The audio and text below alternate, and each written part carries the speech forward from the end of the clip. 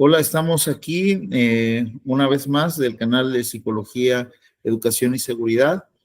Pues complacidos y muy contentos de tener un gran ponente, pues por ser un distinguido ponente en la psicología científica, como lo es el doctor Andrés García. Ustedes ya lo conocen.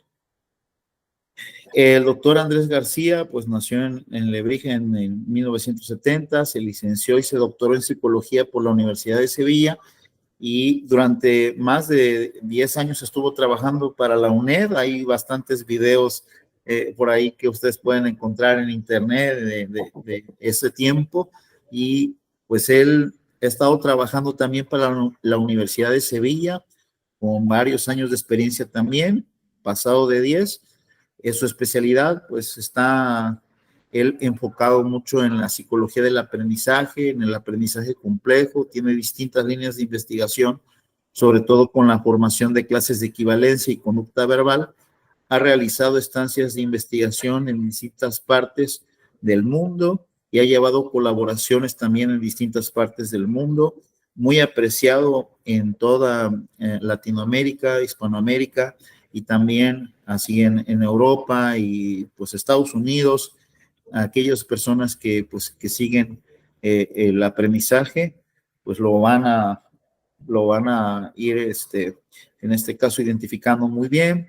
Y agradecido, doctor, por su apoyo en esta primera jornada internacional de divulgación que usted amablemente está abriendo con la conferencia inaugural.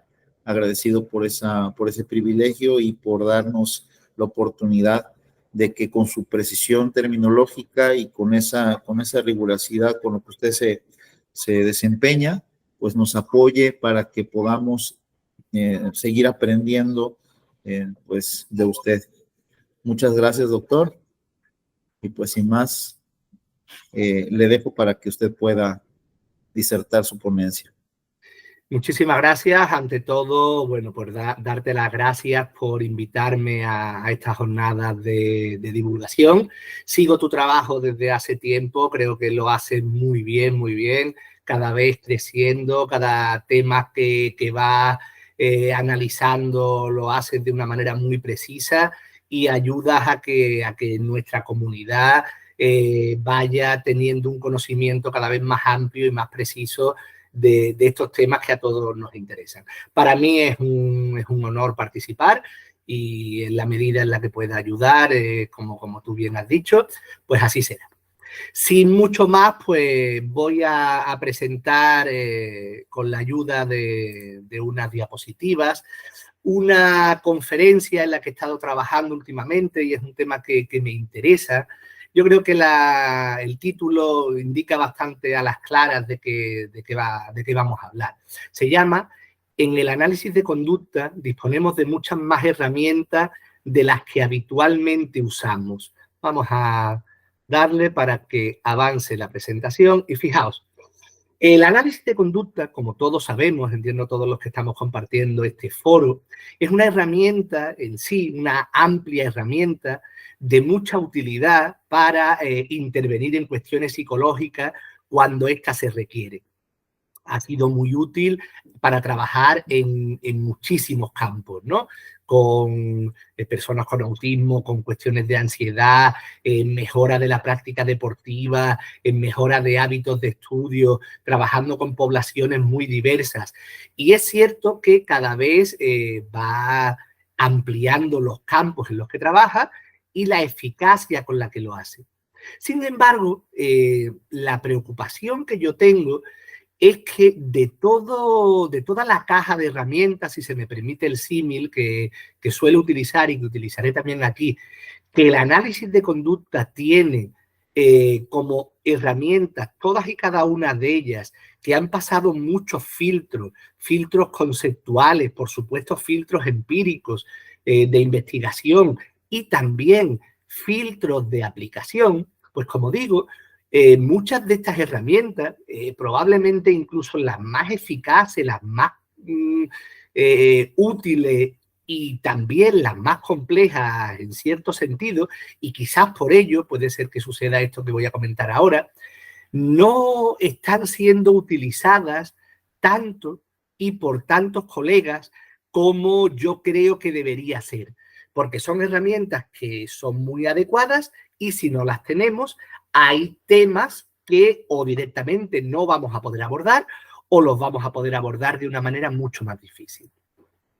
Analizando un poco dónde suele pararse, por decirlo de alguna manera, la formación que los analistas de conducta a lo largo del mundo y a lo largo de las diversas entidades que ofrecen formación o la formación que uno mismo se va labrando, he resumido 4 puntos que sirven un poco como barrera, como límite, que tenemos que traspasar, porque el análisis de conducta ya hace mucho tiempo que los traspasó, pero hace falta que el grueso, la parte principal numeraria de personas que trabajamos en este paradigma, incorporemos esas herramientas. ¿Dónde nos solemos quedar? ¿Hasta dónde suele llegar en muchas ocasiones la formación y las herramientas que utilizamos?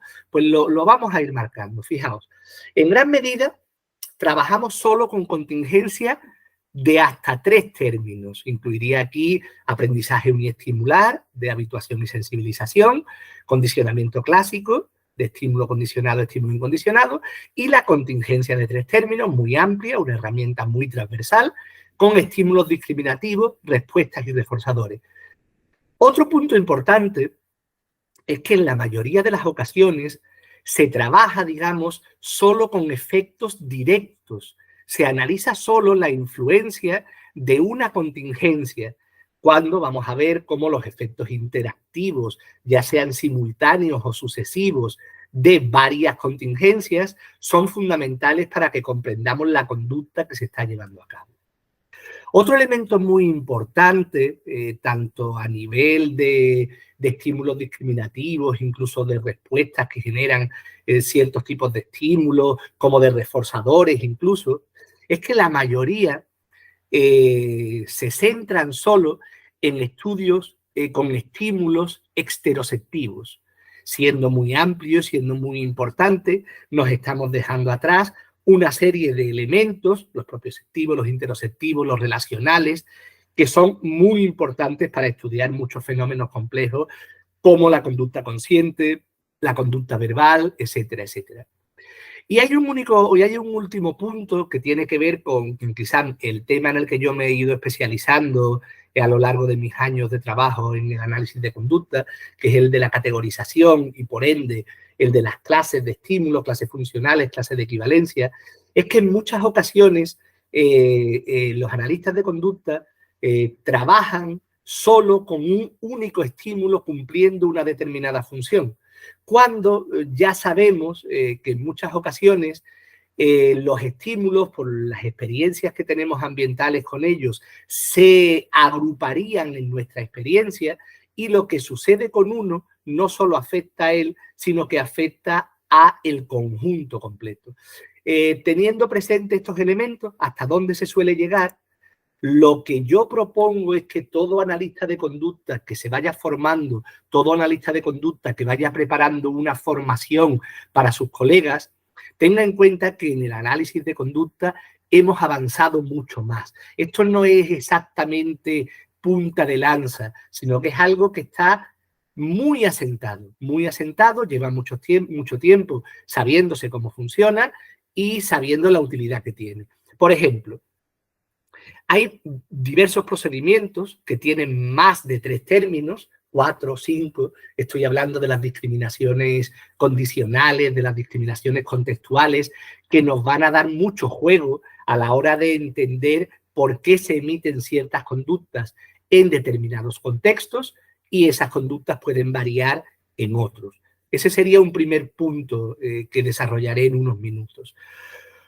Otro elemento muy importante es que hay que analizar situaciones en las que no hay una única contingencia presente, sino que hay varias, y pondré varios ejemplos, y solo entendiendo la interacción entre estas varias contingencias, pues entenderemos también la respuesta que se emite.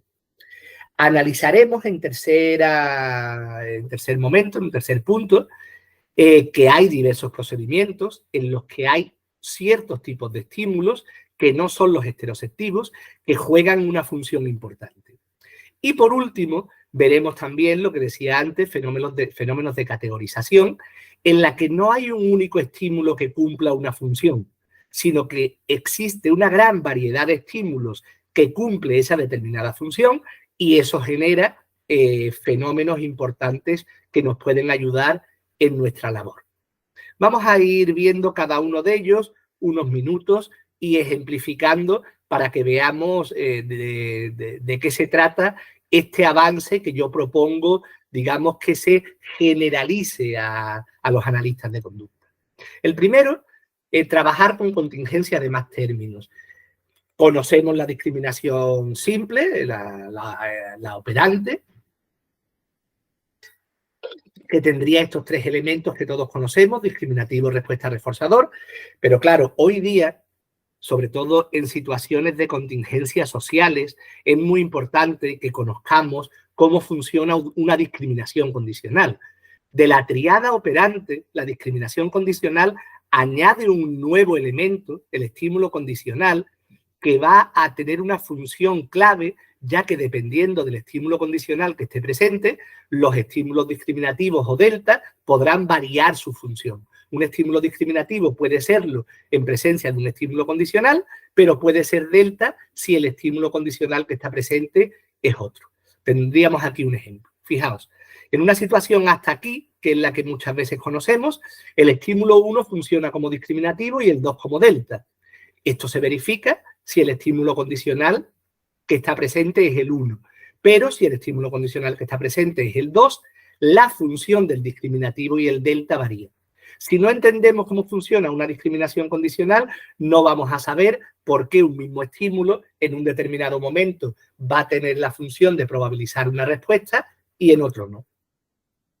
Conocemos desde hace mucho tiempo este procedimiento. Aquí tendríamos un pequeño ejemplo, supongamos, de control por el estímulo condicional, en el que vemos que cuando está presente el estímulo condicional A, responder a X es reforzado, pero en otras ocasiones responder a X no es reforzado. ¿Por qué? Porque el estímulo condicional que está presente es el estímulo B.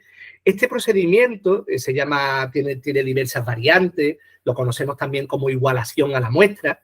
Al estímulo condicional se le llama muestra y a los discriminativos y delta comparaciones, comparación correcta e incorrecta. A veces hay ciertos estímulos que funcionan como muestras y otros como comparaciones, pero pueden intercambiarse las funciones. Skinner, en su trabajo de 1950, ¿Son necesarias las teorías del aprendizaje?, fue el primero que formalizó, que operativizó este procedimiento de discriminación condicional, aunque llevaba ya un cierto desarrollo histórico a nivel de la literatura pedagógica. Conocemos el caso del Víctor Lameirón, el pequeño salvaje, que el que quiera puede profundizar un poco en el caso y rastrear estos orígenes. Yo voy a citar también aquí algunos trabajos de principios del siglo XX que se realizaron con no humanos, en concreto, bueno, con chimpancés, con gorilas, en el que se trabajaba este fenómeno. Hay uno muy conocido de Lasley con ratas, al que le voy a dedicar un minutito para que nos hagamos una idea. Es una situación de aprendizaje discriminativo en la que la rata tenía que atravesar una de dos puertas triangulares. En algunas ocasiones la que conducía a la comida era el triángulo con el vértice hacia arriba y en otra con el vértice hacia abajo. Pero esto no era aleatorio ni era azaroso, sino que el estímulo condicional que controlaba el que fuera discriminativo o delta era el fondo. Si el fondo era negro, tendríamos el discriminativo de vértice hacia arriba y si era claro, pues sería el vértice hacia abajo. Se siguieron realizando muchos estudios hasta que, como digo, se sistematizó el procedimiento y ha sido un procedimiento que a lo largo de los años, finales del siglo XX y continuación con el siglo XXI, se ha generalizado en muchos congresos, tanto de investigación como de intervenciones. Lo podemos encontrar como una herramienta muy útil y muy destacada. Tiene una gran variedad procedimental, probablemente sea de los elementos más importantes. Las discriminaciones condicionales pueden basarse en elementos físicos o simbólicos, pueden ser simultáneas o sucesivas. Como ya digo, una gran variedad. Tendríamos aquí algunos ejemplos desde las situaciones más sencillas de igualación física, diferenciación de la muestra. Aquí tendríamos una igualación simbólica. Veis que ya las comparaciones no tienen una concordancia física con la muestra, sino que es una convención, una arbitrariedad, la que determina qué comparación es correcta en función de cada muestra. Puede ser también una igualación de morada y hay ciertas variables que es importante tener en cuenta. El que se vaya a profundizar en esto las tiene que ir estudiando. Se puede emitir conducta diferencial a la muestra, utilizar contingencias específicas de reforzamiento, diferentes programas. Normalmente se trabaja con el grado de exactitud en la discriminación. Es muy útil para este aprendizaje discriminativo utilizar procedimientos de corrección, que seguramente ya conocéis de cuando se trabaja un aprendizaje discriminativo en discriminaciones simples. Se utiliza también el tiempo fuera para complementarlo. Es importante trabajar el intervalo entre ensayos, que no sean un entrenamiento muy masivo. Bueno, y básicamente eso sería lo que una primera aproximación a la discriminación condicional requeriría. Pero fijaos que no nos quedamos, y hace mucho tiempo que no nos quedamos en una contingencia de 4 términos, sino que podemos pasar, y pasamos de hecho, a la contingencia de 5 términos y a lo que llamaríamos el control contextual. Fijaos de nuevo que en el esquema que teníamos llegábamos hasta aquí, pero podemos dar un paso más y tendríamos ahora un estímulo contextual que controla la función de todos los elementos anteriores: el estímulo condicional, el discriminativo, la respuesta y el reforzador. Parece algo muy complejo, pero seguramente analizándolo un poco, leyendo un poco, profundizando un poco, ejemplificando, podemos hacernos una idea. Acordaos que habíamos llegado hasta este punto del estímulo condicional 1 y el estímulo condicional 2, de manera que el estímulo 1 era discriminativo en presencia del estímulo condicional 1, pero era delta en presencia del estímulo condicional 2. Esto puede verificarse ante el estímulo contextual 1, pero si cambiamos el estímulo contextual 1 por el 2, resulta que ahora el estímulo condicional 1 hace que el estímulo 1 sea delta y el estímulo condicional 2 sea discriminativo. Con lo que quiero ejemplificar con este esquema más o menos complejo es que la función no es invariable, sino que depende del contexto y el contexto se va complejizando a medida que vamos introduciendo más elementos. Podemos tener estos 5 términos, como he estado diciendo, lo vemos aquí, la importancia que tienen, y aquí ejemplificaría un caso concreto. Supongamos que estamos en una discriminación condicional y la muestra sería, por ejemplo, mercurio. Si tenemos varias comparaciones, por ejemplo, tenemos hierro, Afrodita, Saturno, estas serían las comparaciones, estos serían los discriminativos. ¿Cuál es el correcto dependiendo de este estímulo condicional, de este estímulo de muestra? No hay uno correcto de antemano. ¿Por qué? Porque está controlado por el estímulo contextual. Si el estímulo contextual son metales, este estímulo es discriminativo. Si son dioses, este es el discriminativo. Si son planetas, este es el discriminativo. Voy a ejemplificarlo en un trabajo que hicimos con palomas en el laboratorio hace unos años. Era una tarea de discriminación condicional de la propia conducta. Cuando el estímulo condicional era una conducta, por ejemplo, responder a la izquierda, rojo era la comparación correcta y verde era la correcta cuando la conducta realizada fue responder a la derecha. Eso era cuando la luz general de la cámara estaba siempre encendida. Si la luz de la cámara estaba parpadeante, es decir, el estímulo contextual no era el 1 sino el 2, se cambiaban la función y las relaciones entre muestra y comparación. Ahora, ante el estímulo condicional 1, verde es la comparación correcta y ante el estímulo condicional 2, rojo es la comparación correcta.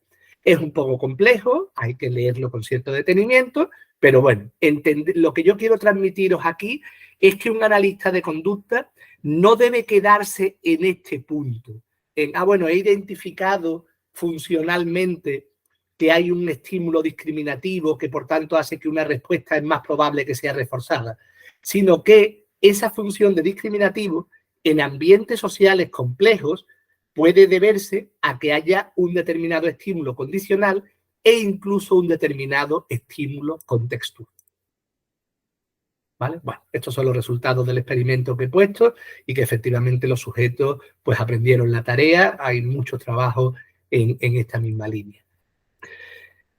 Habiendo acabado el primero, el de contingencia de más términos, animo a los analistas del comportamiento a que avancen en su formación de este control más complejo.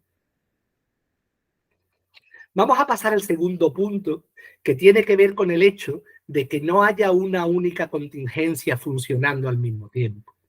Voy a poner varios ejemplos, algunos los conocéis perfectamente y otros pueden resultar un poco más novedosos.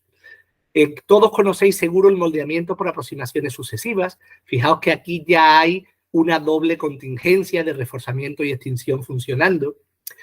La deriva instintiva, que seguramente también conoceréis muchos de vosotros, no se puede entender si no vemos que hay una interacción entre reforzamiento positivo y condicionamiento clásico excitatorio.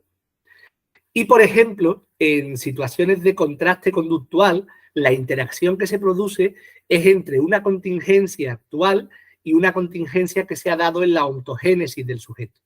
Por último, vamos a ver un par de estudios sobre el castigo. El castigo, por definición, es un procedimiento en el que más de una contingencia están en juego y vamos a ver cómo esa doble contingencia puede hacer que finalmente la conducta no solo no decrezca, sino que aumente. Bueno, vamos a ir viéndolo de uno en uno y sobre todo nos quedamos con la importancia de la interacción procedimental para comprender la conducta que está emitiendo el sujeto.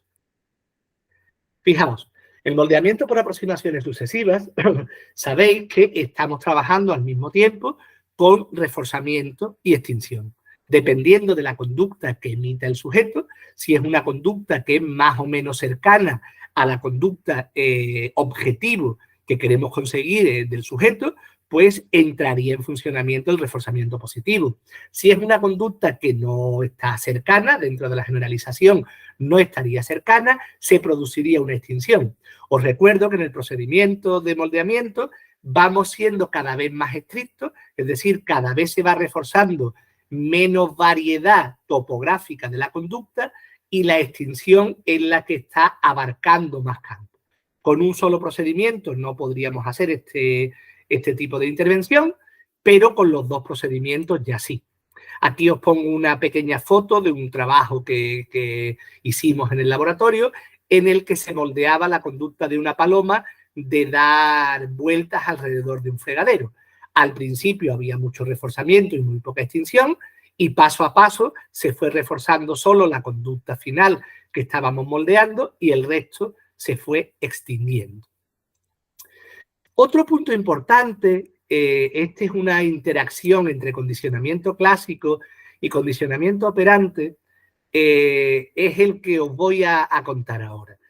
¿Os acordáis del trabajo de los Vreeland con cerdos, en los que la tarea, para unos trabajos de publicidad y demás, consistía en que la moneda, como estímulo discriminativo, funcionaba para emitir la respuesta de introducirla en una hucha y conseguían comida. Los Vreeland eran unos analistas aplicados muy eficaces y consiguieron llevar a cabo el entrenamiento de esta conducta sin mayores problemas al principio. ¿Por qué?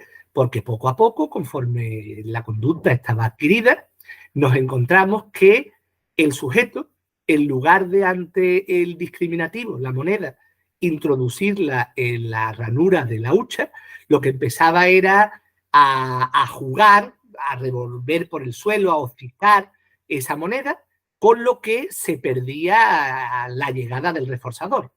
Es interesante observar, que eso algunas veces no se tiene en cuenta, que cuando se insiste en el entrenamiento, se va produciendo un fenómeno cíclico de mejora y empeoramiento de la operante entrenada. Claro, si solo tenemos en cuenta la operante que estamos entrenando, no vamos a entender lo que está pasando. ¿Por qué? Porque al mismo tiempo se está produciendo un fenómeno de condicionamiento clásico entre la moneda y la comida. Cuando se presenta la moneda y el sujeto consigue la comida, se condiciona clásicamente y esto lleva a que el sujeto tenga una respuesta condicionada que compite con la operante. En muchas ocasiones el condicionamiento clásico y el operante se dan al mismo tiempo, en una misma situación, pero llevan a respuestas coherentes o incluso la respuesta condicionada ayuda a la ejecución de la conducta operante. Pero este es un caso en el que competían. Claro, cuando llevaba a cabo esta conducta, dejaba de recibir la comida, se extinguía la respuesta condicionada y volvía a predominar la operante, y así era el ciclo. Esto se podría haber solucionado pues utilizando como reforzador, por ejemplo, agua, que no genera una respuesta condicionada que fuera incompatible con la operante. Lo que quiero destacar aquí es que si no entendemos la interacción de los dos procedimientos, no vamos a poder desarrollar herramientas para llevar a cabo la modificación de conducta en la que estemos interesados. Conocéis también todos el fenómeno de contraste conductual, en el que si un sujeto ha sido entrenado con un reforzador de baja magnitud y pasa a ser entrenado en una situación en la que el reforzador es de mayor magnitud, durante un tiempo su tasa de respuesta es mayor que si siempre hubiera estado siendo reforzado con el de mayor magnitud.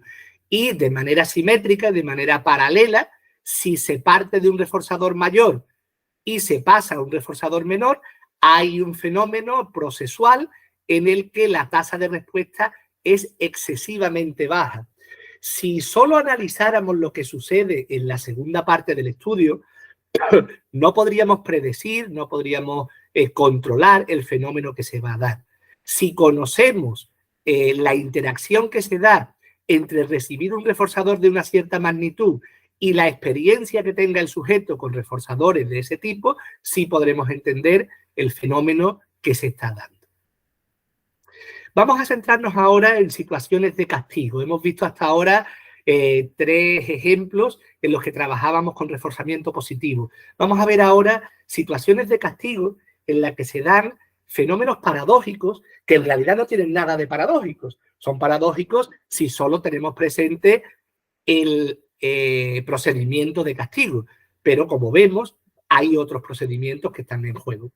Como decía antes, no voy a extenderme mucho en este campo, cualquier situación de castigo es una situación en la que en realidad hay un programa concurrente. ¿Por qué? Porque si una conducta se castiga es porque se está dando, y si se está dando es porque o ha sido reforzada positivamente o ha sido reforzada negativamente o está en extinción tras haber sido anteriormente reforzada de alguna de estas dos maneras. Vamos a ver un par de ejemplos. Fijaos lo que sucede, la llamada conducta de círculo vicioso, lo que sucede cuando se castiga una conducta de escape. Son situaciones de castigo, son situaciones con estimulación de reforzadores negativos. Si en una primera fase entrenamos, esto es un experimento concreto, estos serían datos empíricos, a una rata para que responda, le dé a la palanca cuando llega una descarga eléctrica, de esa manera, si da la respuesta, desaparece la descarga eléctrica, ¿qué aprende el sujeto? Que cuantas más descargas eléctricas vayan llegando, más respuestas dará. Es decir, ha aprendido que la llegada de una descarga eléctrica lo que hace al sujeto es que tenga que darle a la palanca. Vale, está funcionando un procedimiento de reforzamiento negativo, de escape. Si una vez que el sujeto está entrenado para emitir esta conducta en presencia de la descarga, entra en juego un procedimiento de castigo que implica que ahora el sujeto, si responde, va a llegar la descarga eléctrica, puede entrar en esta llamada conducta de círculo vicioso. ¿Por qué? Porque el sujeto ha respondido y llega una descarga eléctrica. ¿Y qué había aprendido en la primera fase? Que cuando llega la descarga eléctrica tiene que responder. Pero ¿qué pasa cuando responde? Que viene la descarga eléctrica y así sucesivamente. Hay que entrar en procedimientos de prevención de respuesta, etcétera, etcétera, para conseguir la extinción de esta conducta. Pero lo interesante es que si nos centramos solo en lo que está pasando en el momento del castigo, nuestra predicción no podría ser acertada, porque se está produciendo un aumento de la tasa cuando debería de producirse un descenso de la tasa de respuesta. Otro ejemplo también que tiene que ver con el castigo como discriminativo para el reforzamiento, lo que es llamado a veces conducta masoquista, son aquellas situaciones en las que el sujeto emite una respuesta y solo cuando esta respuesta es castigada, ese castigo, ese estímulo reforzador negativo, funciona como discriminativo para emitir una conducta que es reforzada positivamente y muy potentemente.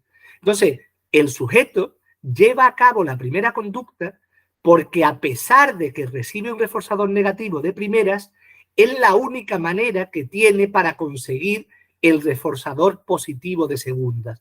Pongo aquí un ejemplo muy sencillo, un niño que vemos que dice muchas palabrotas y en ese momento se le da una regañina. Ante la regañina, el niño se pone a llorar y para consolarlo, los padres pues le prestan atención, lo acarician, etcétera, etcétera. Esta respuesta está siendo secundariamente mantenida por este reforzador, incluso aunque tenga que pasar por un momento de castigo. Nos fijamos, por tanto, como ya habríamos avanzado en dos vías de complejización de la formación del analista de conducta. Tener en cuenta más términos en la contingencia, no pararnos en tres porque la realidad de las contingencias que vivimos no son tres, sino que son más, son 4, son 5, son muy variadas. En segundo lugar, tener en cuenta que las contingencias no están en fila, una detrás de otra, preparadas para intervenir sobre nuestra conducta, sino que en muchísimas ocasiones nos vamos a encontrar que intervienen conjuntamente, concurrentemente, y eso va a producir ciertas interacciones que tenemos que conocer. El tercer paso sería variar, conocer más los estudios que tenemos hechos desde el análisis de conducta sobre tipos de estímulos, es decir, ampliar el tipo de estímulos que conocemos. Habíamos dicho que normalmente, si hacemos la prueba y le pedimos a alguien que esté haciendo una formación, dinos 10 estímulos discriminativos, todos van a ser heteroceptivos. En muchas ocasiones respuestas también van a ser todas del mismo tipo, pero sabemos que existen otras opciones, ¿no? Aprovechando que conocemos ya cómo funciona una discriminación condicional, yo puedo utilizar una discriminación condicional, el estímulo condicional, el estímulo de muestra, que sea de tipo heteroceptivo, ¿verdad? Y cuando yo presento la fotografía de este pez, la respuesta, la opción correcta, sería elegir la etiqueta pez y eso me lleva a ser reforzado. Si elijo la que no es, no soy reforzado. Y cuando presento un pájaro, bueno, pues la adecuada es pájaro y no es pez. Estos son estímulos heteroceptivos que están cumpliendo la función de estímulos condicionales.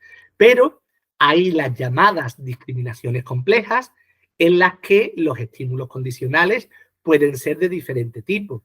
Puede ser la propia conducta, con lo que hablaríamos de estímulos propioceptivos. Pueden ser los llamados estímulos, estados internos, con lo que hablaríamos de estímulos interoceptivos.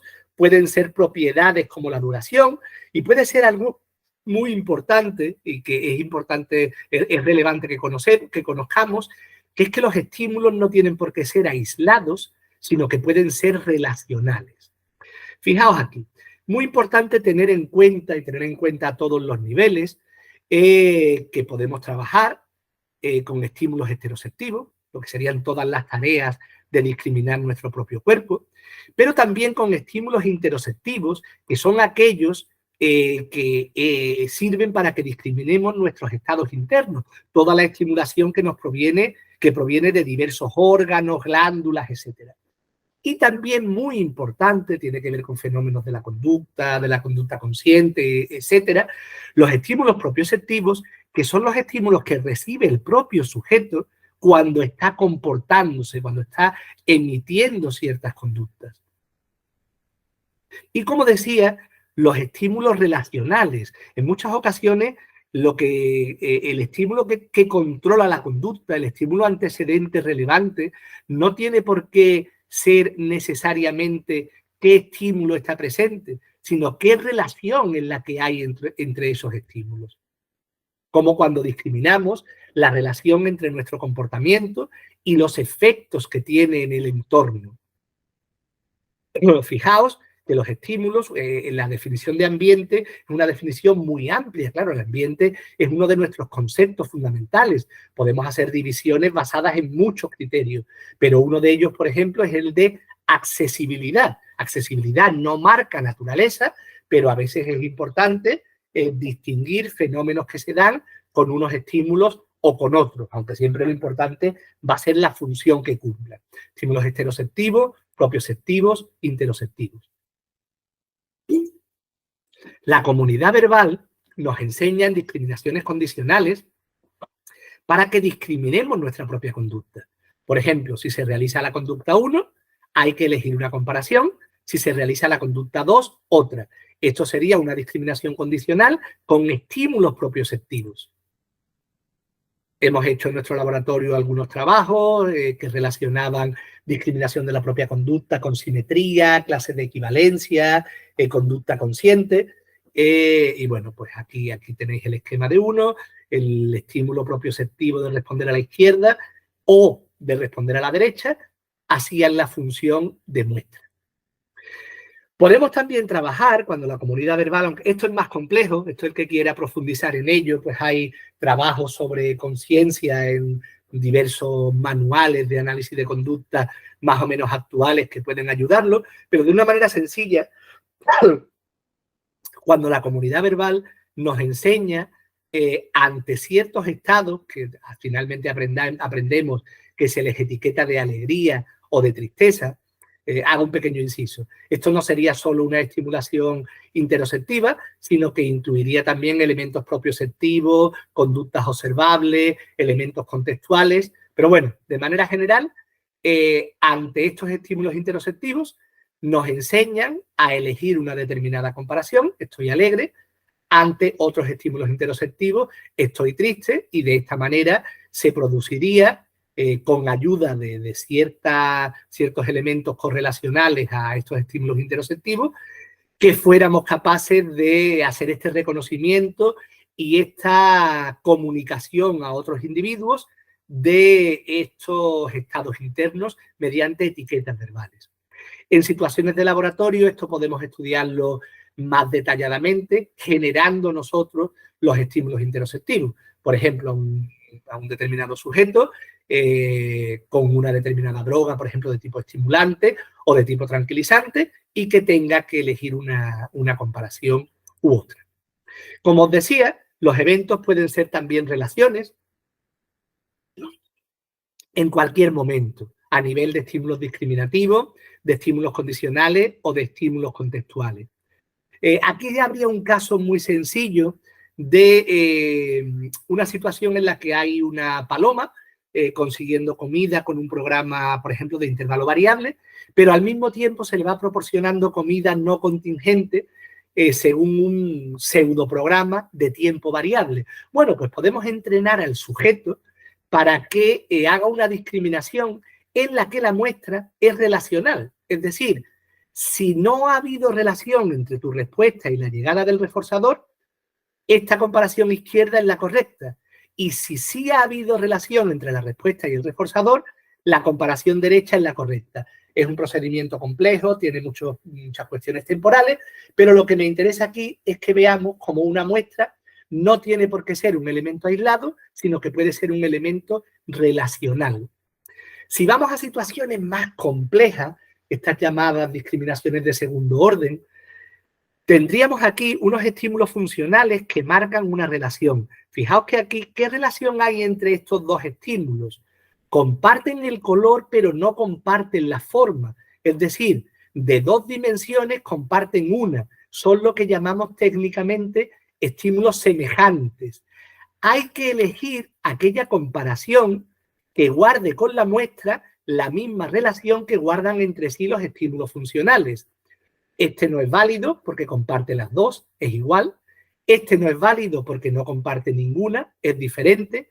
Este sí es válido porque comparte una, la forma, aunque no el color, y por tanto decimos que este es el correcto y estamos igualando esta relación, la relación comparación-muestra, a la relación que mantenían entre sí los estímulos funcionales. Aquí en abstracto esto puede resultar muy raro, pero en realidad todos estamos acostumbrados a trabajar en este tipo de tareas y en el ejemplo que os pongo ahora se va a entender perfectamente.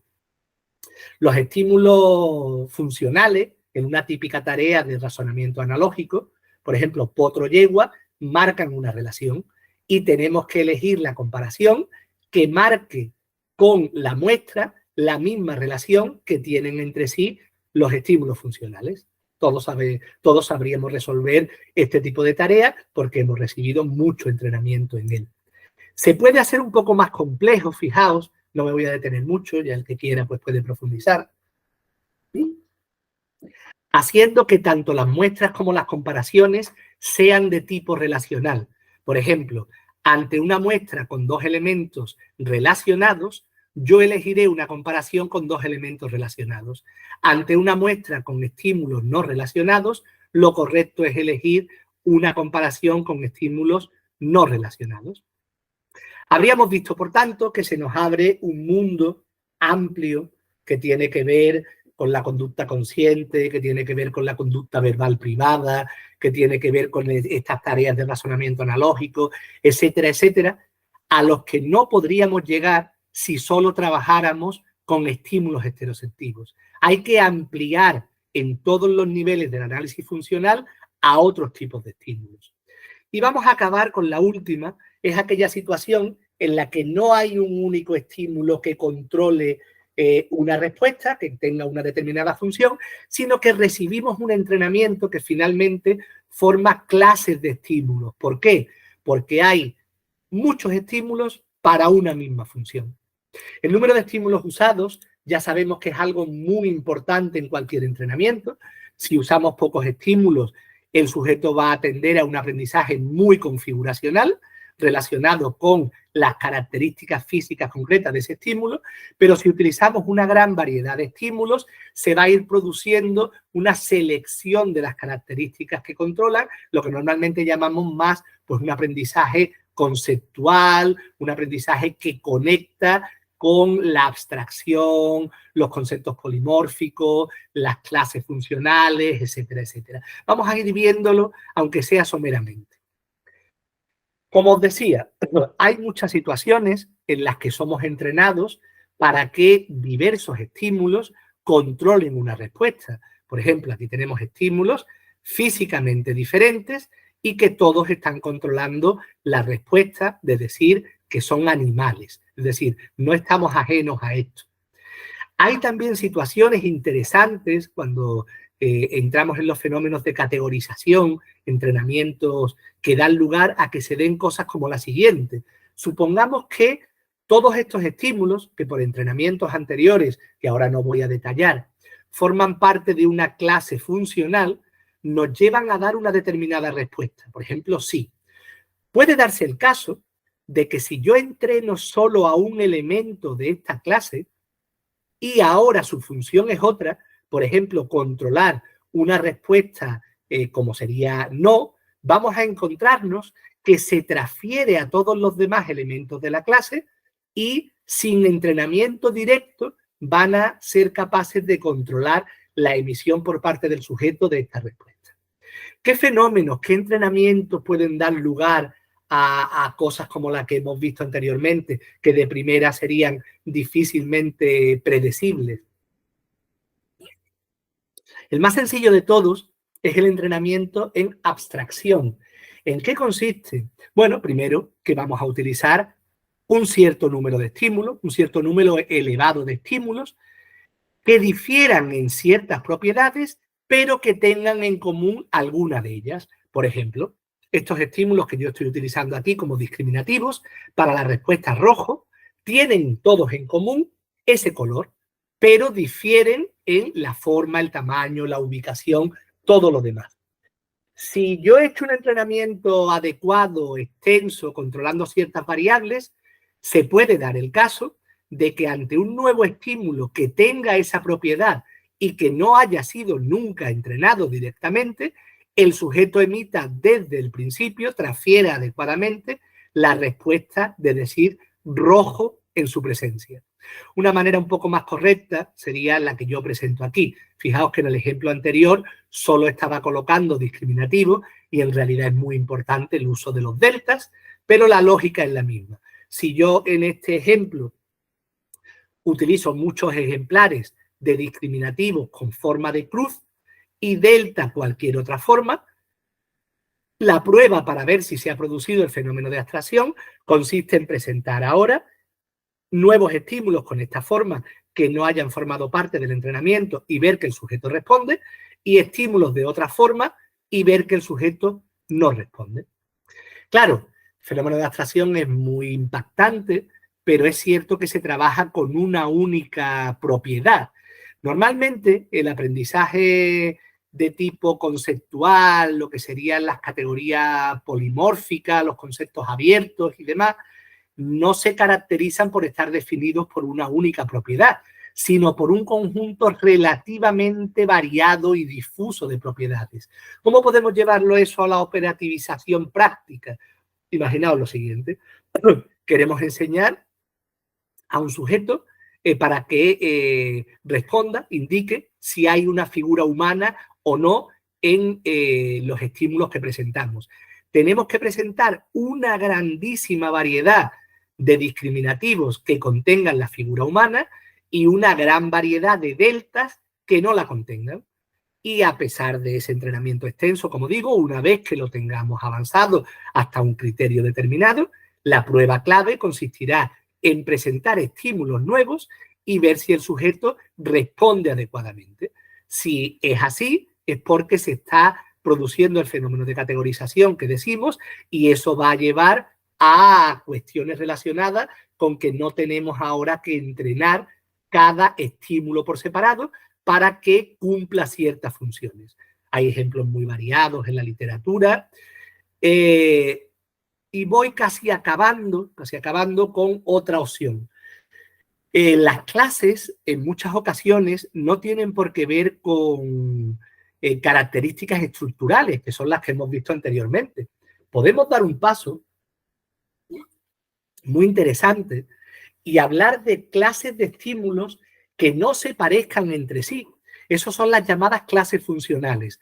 Un ejemplo de un trabajo muy interesante que creó una línea de investigación muy potente, el trabajo de Vaughan del 88, consiste en lo siguiente. Si trabajamos con una variedad de estímulos que no se parecen entre sí y otra variedad de estímulos que no se parecen entre sí, pero lo que tienen es que en este primer momento todos los del grupo A funcionarían como discriminativos y todos los del grupo B funcionan como delta, cuando el sujeto ha aprendido esta discriminación, invertimos la discriminación y ahora todos los del grupo A funcionan como delta y los del grupo B como discriminativo. Si hacemos múltiples inversiones, lo que vamos a conseguir es que el sujeto, teniendo experiencia con solo uno de los elementos, transfiera esa función a todos los demás. Esto que parece que no es tan relevante, lo es porque conseguimos una clase de estímulos que no está predeterminada por las características estructurales, sino que estímulos que no se parecen en nada pueden tener una misma función de control de la conducta del sujeto por haber tenido una experiencia común generando esa función. Bueno, básicamente eso era lo que quería comentar, llamar de nuevo la atención, y con esto ya acabaría, que es muy importante que os forméis con rigurosidad en el análisis de conducta. Muy importante que estudiéis conceptualmente, investigación, prácticas supervisadas, trabajo ya realizado por vosotros, pero que no nos pongamos límites y que no usemos solo un pequeño porcentaje de todas las herramientas que el análisis de conducta tiene consolidadas y tiene puestas a nuestra disposición.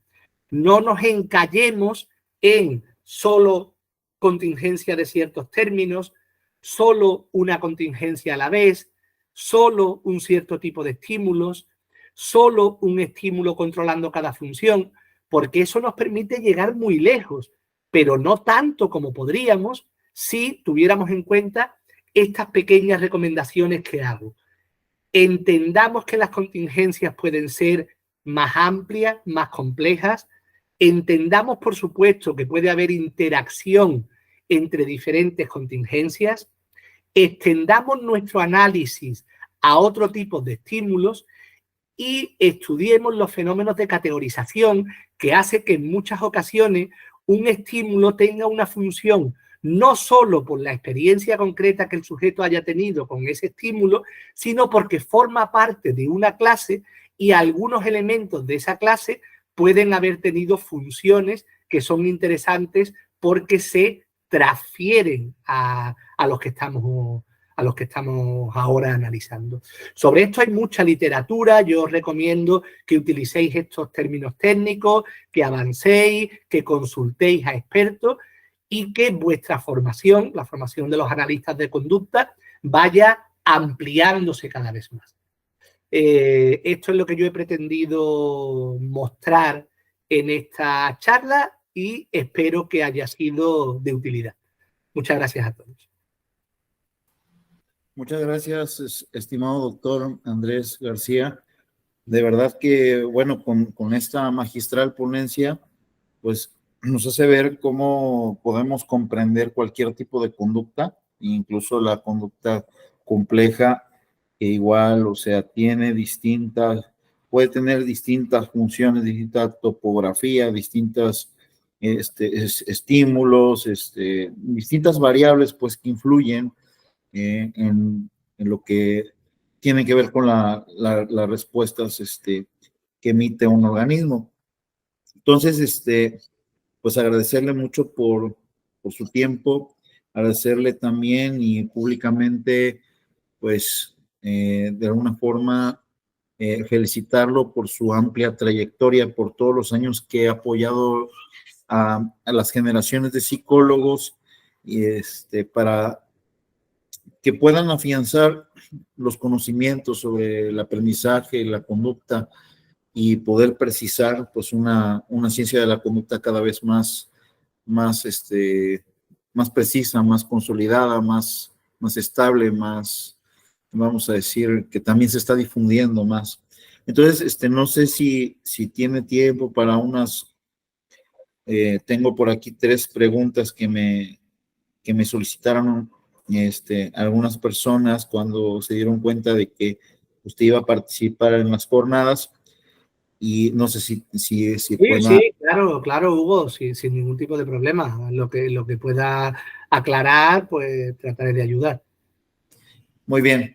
Entonces, me preguntaban sobre el hecho de que en estos momentos hay mucha difusión a nivel, vamos a decir, redes sociales, como más orientado pues a las distintas plataformas que se han creado. Hay más difusión de las ciencias de la conducta. Entonces, pero también existen muchos colegas que en su afán de hacer la divulgación, pues vienen de otras tradiciones. Y entonces aquí la pregunta que me hicieron es, ¿cuál es el futuro de las ciencias de la conducta cuando hay mucho intrusismo profesional y hay profesionales que no tienen las suficientes herramientas para poder llevar a cabo la labor de divulgación y cuáles pueden ser las consecuencias de no profundizar en las ciencias de la conducta? Claro, pues es una pregunta interesante, es una inquietud que todos los que tratamos de hacer una psicología basada en la evidencia y basada en los procesos que sustentan esa eficacia tendríamos, ¿no? Yo diría que en líneas generales, pero no a corto plazo, sino al menos a medio o largo plazo, podemos ser optimistas, porque si analizamos cómo ha sido la evolución de otras ciencias. Hemos visto que al principio había competencia con cuestiones que eran mucho menos rigurosas, pero poco a poco se ha ido depurando. Claro, lo que pasa es que eso es un proceso lento y es un proceso en el que también tenemos que ser activos. Yo a mis alumnos les digo que tenemos que luchar, los que creamos en una psicología científica, y tenemos que indicar que no todo vale. Es decir, que hay cosas que sí tienen evidencia, que tienen respaldo, que tienen un trabajo serio y otras que no. La idea de decir, bueno, venga, pues todo para adelante, enlentece muchísimo el proceso, es muy perjudicial para muchas personas. Entonces, aunque es un camino incómodo, pero tenemos que divulgar, por supuesto, la psicología científica y tenemos también que combatir en el sentido de poner sobre la mesa qué cosas son serias, qué cosas no son serias. Cuanto más de nosotros estemos formados en una psicología científica, más rápido será el proceso. Entonces, mi pronóstico es un pronóstico halagüeño, es un pronóstico halagüeño a medio plazo y condicionado a que todos sepamos que no solo tenemos que trabajar bien, sino que tenemos que indicarle a la comunidad que otras cosas que se hacen no tienen el respaldo que sí tienen cuando se trabaja sistemáticamente. Muy bien, doctor. La siguiente pregunta está encaminada a la participación que usted ha tenido tanto a nivel, vamos a decir, de bibliografía que ha publicado y distintos textos sobre la conducta verbal y el análisis de conducta. En una de las bibliografías, usted citaba que un buen analista de conducta tiene que tener conocimiento sobre conducta verbal, si no, no se puede ser un analista de conducta. Entonces, bueno, ¿cuáles son los, en este caso aquí la pregunta, cuáles son los primeros comienzos que debe tener un analista de conducta en cuanto a la comprensión de la conducta verbal para poder ser un profesionista, pues, competente? Sí. Una pregunta muy, muy pertinente. Claro, fíjate, nosotros dos, bueno, y con toda la comunidad a la que llegue, fijémonos que estamos teniendo una interacción conductual verbal, ¿verdad? Y seguramente si retrotraemos unas cuantas horas la experiencia de cada uno, cuántas interacciones verbales hemos tenido. Sin duda, en nuestro grupo de trabajo fue Vicente Pérez, que está en México desde hace varios años, colega, afortunadamente, con el que llevo muchos años trabajando. En nuestro grupo él fue el primero seguramente en darse cuenta que teníamos que profundizar tanto en la comprensión como en la divulgación de los conocimientos sobre conducta verbal. Y bueno, y a eso nos pusimos y es algo muy, muy, muy importante. Si nos volvemos un poquito más, Skinner hizo un libro fundamental desde mi punto de vista, que es Ciencia y Conducta Humana, para comprender el conductismo en general, pero hizo un esfuerzo ímprobo durante años y recibió todas las críticas que conocemos, que afortunadamente con el tiempo se han podido ir matizando y superando y demás, al escribir conducta verbal, ¿no? ¿Qué tendría que hacer un analista de conducta para avanzar en esta línea? Bueno, pues mira, por una parte, estudiar en qué consiste el fenómeno de conducta verbal, cómo lo conectamos con conducta guiada por instrucciones, la importancia que tiene en diversos ámbitos. Hay un libro muy bueno que publicó, creo que fue el año pasado, Vicente Pérez, que se llama Conducta Verbal de Skinner, que es muy recomendable. Y después ya si son personas que se dedican concretamente a instaurar conducta verbal en aquellos individuos que tienen problemas y demás, la obra de Greer es fundamental. Greer tiene 2, 3 manuales sobre adquisición de conducta verbal que son de un nivel altísimo. Entonces, esas serían mis recomendaciones. Muy bien. Y la última pregunta es sobre el aprendizaje complejo, doctor. Bueno, el planteamiento es que dentro de lo que es el análisis funcional, muchas veces se parte de identificar, por ejemplo, las variables que influyen en la conducta, pero ciertamente intervienen a veces en una misma conducta tanto secuencias pavlovianas como secuencias operantes. Y pues bueno, como todo lo que nos ilustró el día de hoy, pues los diferentes tipos de estímulos y etcétera. En ese sentido,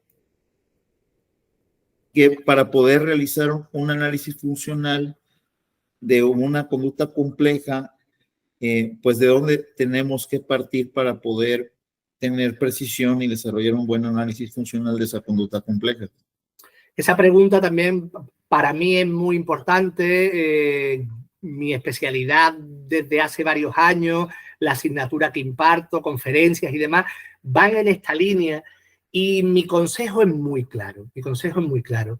Una vez que entendemos que el análisis de conducta trata de dar respuesta a la pregunta de por qué hacemos lo que hacemos y la respuesta tratamos de buscarla en la interacción que el sujeto tiene con su ambiente, y hemos ido desentrañando en el último siglo toda una serie de principios, leyes que han dado lugar a herramientas de modificación de conducta. Lo que no podemos hacer es desdeñar ninguna. Es decir, no tiene sentido que haya algunos que sean partidarios del condicionamiento operante, otro del condicionamiento clásico, otro del aprendizaje uniestimular. No, desde mi punto de vista hay algunos fenómenos que son más potentes, más transversales. Yo soy un convencido de que el condicionamiento operante es la herramienta más amplia, más transversal, más potente que tenemos para el estudio del comportamiento, y cuando se va complejizando todavía más. Entiendo que personas que trabajen en campos muy concretos puedan decir, hombre, es que aquí el condicionamiento clásico, sí, pero estoy hablando a nivel general. Pero que no tiene sentido que digamos esto, esto o esto. Es como si alguien que manejara una caja de herramientas dijera, no, no, no, yo siempre voy a utilizar el martillo. Y otro dijera, no, no, no, no, yo siempre voy a utilizar el destornillador. No, no, habrá veces que hay que utilizar uno, veces que hay que utilizar otro, y hay veces que habrá que utilizar una amplia gama de herramientas. ¿Qué es lo que te da la seguridad, o bueno, al menos aumenta la probabilidad de que vayas a poder hacer una buena intervención? Formarte bien, estudiar, conocer cómo funciona cada procedimiento, cómo funciona la habituación, la sensibilización, el condicionamiento clásico, excitatorio, inhibitorio, apetitivo, el condicionamiento operante, reforzamiento, extinción, castigo, etcétera, etcétera, etcétera. Y después ir viendo casos de cómo se conectan y de cómo van interfiriendo y de cómo, al final, lo que tenemos que saber es mucho análisis de conducta para hacer un buen uso de esas herramientas que tenemos a nuestra disposición. Excelente, doctor.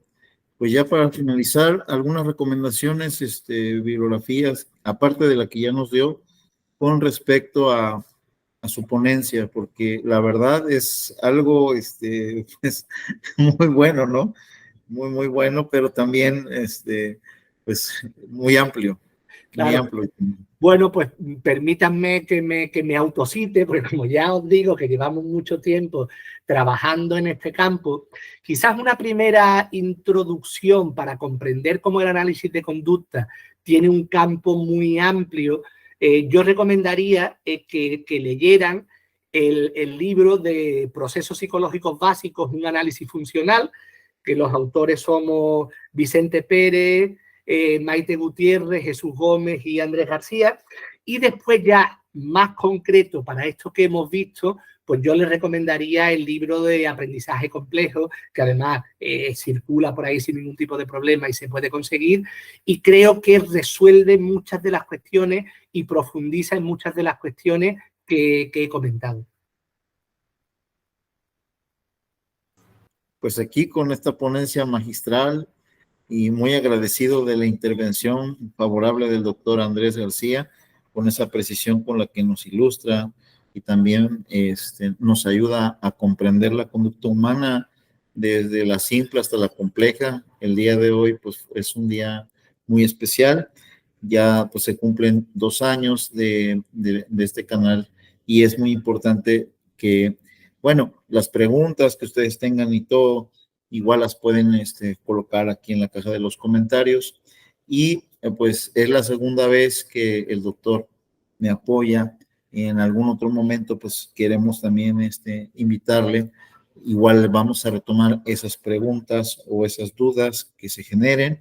Tratamos ahorita de concretar en estas tres preguntas y pues agradecerle, doctor, por su apoyo y que es una de las mejores figuras en las ciencias de la conducta y que también siempre ha tenido esa sencillez para poder apoyar pues el canal cuando pues, estaban empezando, ¿no? Muchas gracias, doctor. Muchas gracias a ti, muchas gracias a todos los que estáis trabajando para esta divulgación de la psicología científica. Quedo a vuestra disposición y os doy mucho ánimo para lo que queda de tarea. Y bueno, por ahí el doctor tiene bastantes cursos y distintas intervenciones para diferentes instituciones, tanto públicas como privadas. Así que les sugiero pues seguir el trabajo, seguir los cursos y para que pues todos podamos ir profundizando en esta hermosa ciencias de la conducta. Un abrazo a todos y muchas gracias por estar aquí.